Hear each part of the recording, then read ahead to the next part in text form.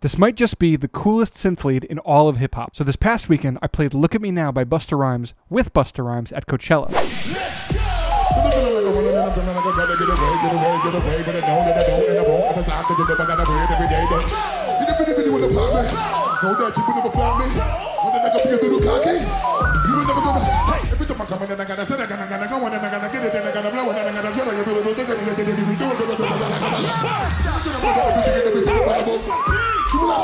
When I first heard this song a few weeks ago, my first reaction was like, yo, that verse.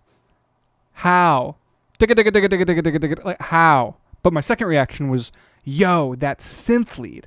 That's like the sickest synth lead I've heard. And what's even cooler is that sound design-wise, there's like nothing to it. It's a sine wave and some reverb, and that's it. So it's as cool as it is purely on the merits of the notes and how it's being played. When I went to learn it, my first move was to see what other people on YouTube had to say about it, and I saw people doing it with automation in a DAW. I saw people doing it with like a pitch wheel on a regular keyboard. Ultimately, I chose to use my Roli Seaboard because it seemed like the easiest, best, and most fun option.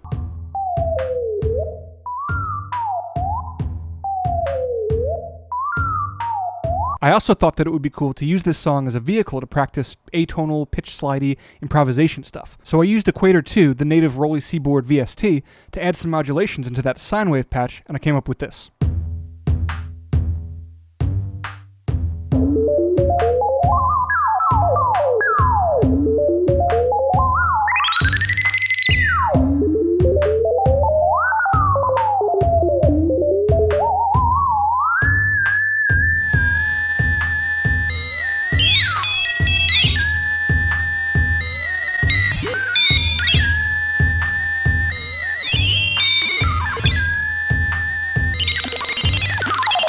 Busta, I'm available.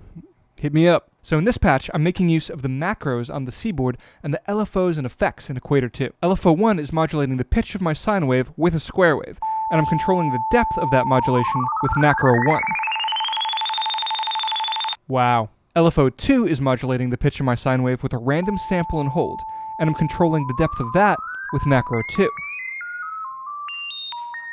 Neat. And macro 3 is controlling the depth of a bit crusher effect. I'm also available for the R2-D2 gig. George Lucas, DM me.